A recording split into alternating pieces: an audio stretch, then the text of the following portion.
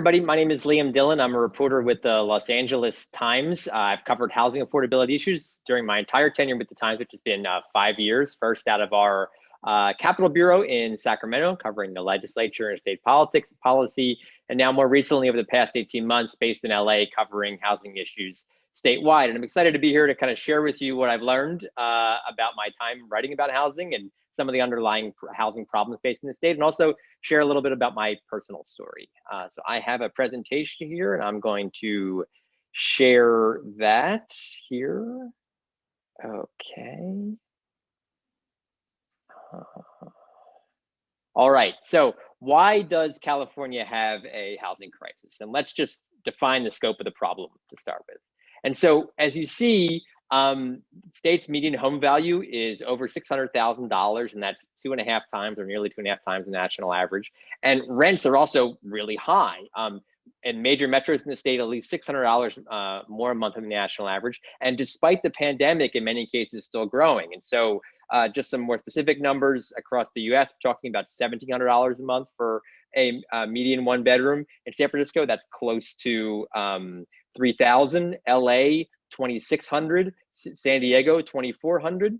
And then even in poorer markets like Fresno, rents have been up more 36% since 2007, with some of the highest in the country increases during the COVID-19 pandemic. And so what does this problem mean? It really shows that at base, so many of California's problems come back to housing. You have high poverty. It's with a low homeownership rate, it's really hard to build wealth. You have soaring homelessness. You have squeezed budgets for everything when folks are paying so much of their incomes every month on rent. And you have a huge drag on the state's economy versus construction job because of the lack of construction jobs, and less economic activity because, again, people are spending so much of their money, their income on their place to live. And now, during the pandemic, we could very easily see how things could be made much worse in the state. And this slide is from a story that I did in January, showing that according to one estimate by the state court system, eviction cases are projected to double once the pandemic ends. You're seeing statistics on rent debt where it could be anywhere from $400 million that tenants owe landlords to over $4 billion. Now, there has been some help coming in terms of eviction protections, and now there's a relatively new tenant and landlord assistance plan, but it's unclear kind of how all of this is going to work. Plus, all this is kind of haphazard and maybe hard to make work. You know, what do we do for tenants who aren't on official leases? Much of the relief that's being offered, requires a tenant to go into debt in the first place. And so if you don't have a lease, how do you even know, or how can we even prove that you have back rent when in fact you do? And of course, these folks are going to continue to have housing problems. So how did we get here? And folks may be aware, this is the guy, a New York mayoral candidate a number of years ago, who became famous with his slogan that the rent is in fact too damn high. So at base, our issue is that we don't build enough housing. We didn't build enough before the pandemic, and we don't. If we add jobs like we have been doing in the state over the past decade, and you don't add enough housing, you can see that there's a fundamental imbalance, and that's going to create an affordability crunch. We used to build in California a lot of housing up through the 1990s. Even you saw, obviously, it's cyclical, but huge growth in the 80s, and then even up through the late 90s and early 2000s, there was a decent amount of housing growth. But even during this most recent recovery, prior to the pandemic, you can see that home production has not really caught up. That one line there, it says how much we need to build to meet demand. That's 180,000 units a year, 180,000 homes, and that's the projection from the state housing department that they say we need to keep pace with population growth, or what a healthy rate of population growth would be. And then you may see up at the corner there, Gavin Newsom, a little picture of him. That's his goal of having not quite the scale, but his goal of having 500,000 units a year produced, which you see, it would be a remarkable number in California history. That's something he promised on the campaign trail, and you can see we're not even close to that amount. So what happens when you have this sort of squeeze, this imbalance between supply of housing, which is low, and demand of housing, which again over the past decade has been really strong? You have wealthy people coming in because they can afford to pay the higher rents. You have poorer people who can't afford to pay these rents moving out. You have newcomers paying more, and rising home values also being a boon to homeowners, especially because under Prop 13, their property taxes are capped. And so they see big benefits from rising values of their homes, their wealth, without sort of seeing corresponding increases in their taxes. Now, it's not just about building, as this sort of next slide will show. We also don't fund affordable housing at levels that the state needs. So there was a recent study, or relatively recent study done by the state legislative analyst, which is a nonpartisan outfit based in Sacramento that works for the legislature, that did a kind of a thought experiment and how much would it cost to build new housing just for the low-income families in California who spend more than half their income on rent. And they put forward a huge bond measure would be a way to do it. And to do it would cost between 15 billion and 30 billion a year over the next 3 decades to finance, which is roughly what the state spends annually on its Medi-Cal program, its healthcare program for low-income Californians. So a huge outlay, right? It's also, I think, though, keeping context here, and this goes to show how far in the hole we are, that we do subsidize homeowners in California and across the country much more than we do low-income renters. And these subsidies are in the form of the mortgage interest deduction or capital gains exclusion. California has its own version of the mortgage interest deduction. And so there is a lot of subsidized housing that exists in California. And in fact, these subsidies tend to go more towards homeowners than they do to renters. So all of this, of course, was true prior to the pandemic, and now we're in a situation where many of these issues are scrambled in many ways. We're seeing kind of a bending and stretching of inequalities that have already existed in housing. So, for instance, low mortgage rates are spurring a rush to own homes for those who can afford them and have down payments socked away. It's a great deal. You can, you're now being able to get much cheaper money and able to use that to buy a house. But this has also meant that home prices have continued to rise to even more unaffordable levels. You've also seen some major rent drops in large metros spurred by the pandemic, which are allowing middle and high income renters who have been affected, not very much by the economic downturn during the pandemic, allow these folks to access housing that was unaffordable even just a year ago. And then you have disproportionate job loss and health impacts due to the pandemic, harming low-income renters who are continuing to struggle and also unable to take advantage of the lower average rents. And these folks are the folks who are most at risk of piling up that rent debt that I mentioned earlier, potentially on the verge of eviction, and also even potential homelessness. And then speaking of homelessness, the folks who are already on the streets or are living in cars, prior to the pandemic may or may not have received direct assistance. And so their circumstances remain just as or even more so vulnerable than they were in previously. So I'm going to change and talk a little bit now about my own story, which in some ways kind of mirrors at least the housing situation as it's been for middle and higher income renters in recent years. This photo is from a story that I wrote documenting my move in the fall of 2019 when I came from Sacramento to Los Angeles. And in doing so, my rent more than doubled. I was paying about $2,300 a month in LA compared to $1,100 in Sacramento.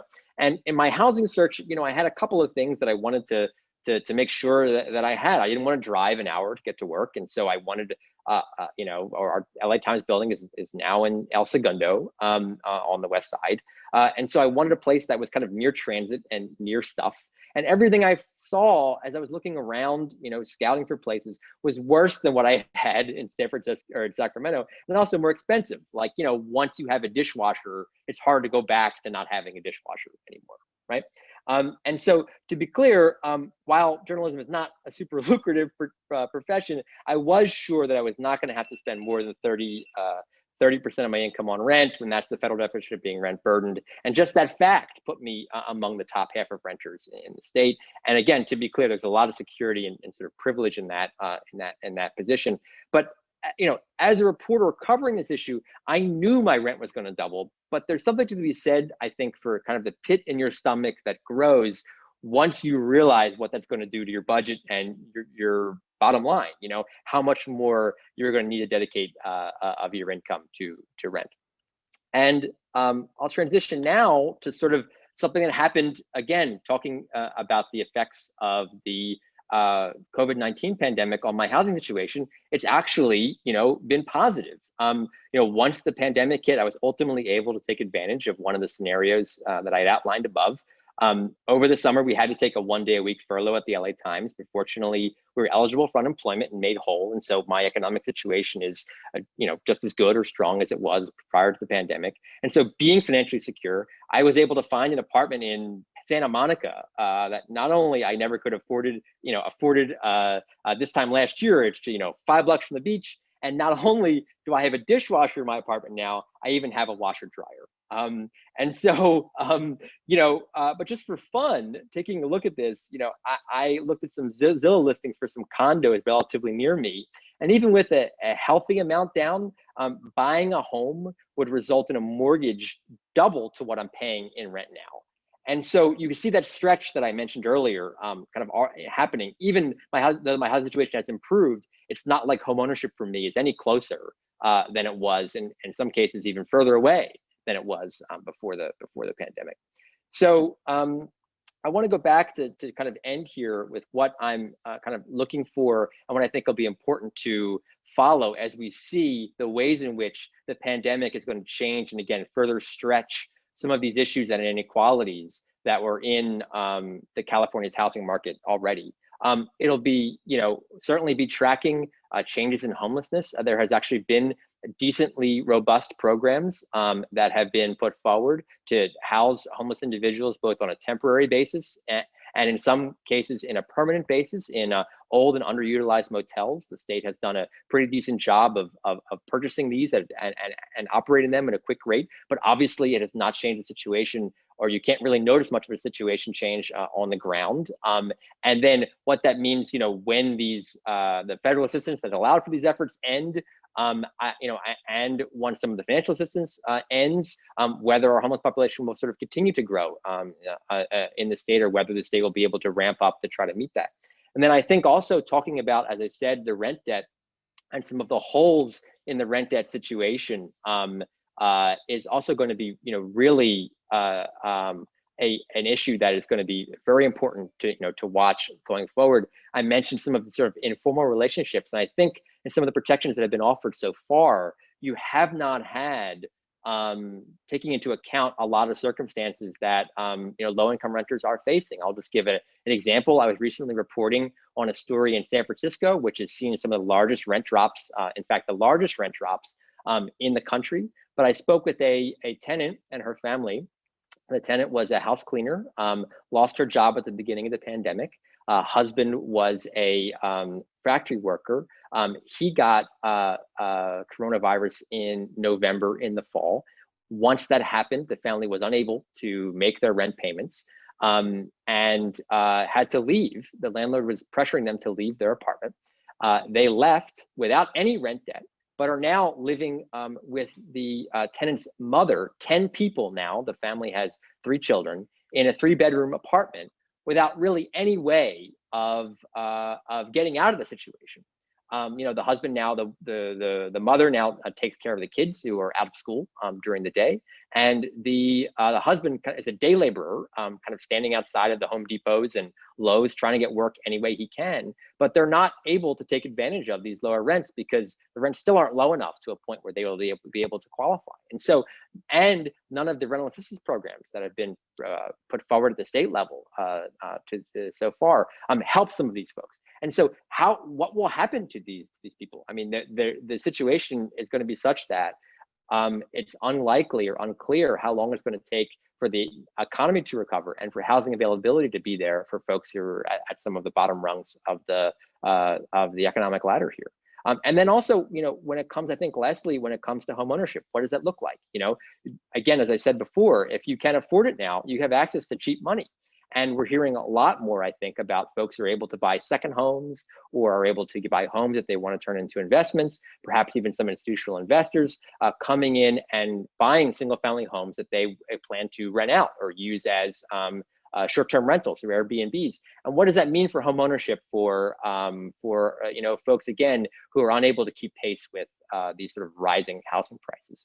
And so, in some ways, certainly the pandemic has changed the California housing situation, but I don't overall think it's made it less dire. And I think in almost every case, the situation is even more precarious than it was before. So that's the end of my presentation, and thanks very much for having me.